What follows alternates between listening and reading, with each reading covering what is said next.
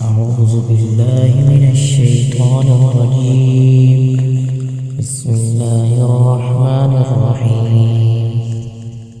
وإن لكم في الأنعام لعبرة نسقيكم مما في بطونه من بين فرث ودم لبنا خالصا سائغا للشاربين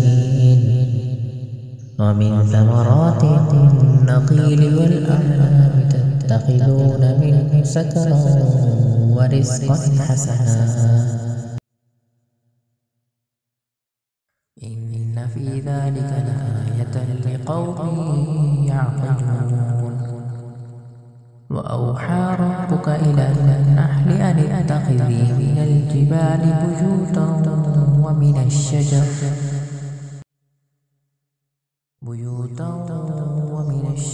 ومما يعرشون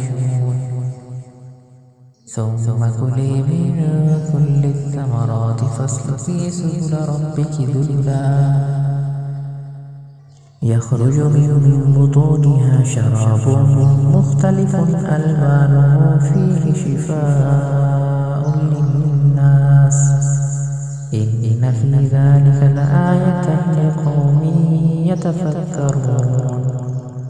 والله خلقكم ثم يتوفاكم ومنكم من يرد إلى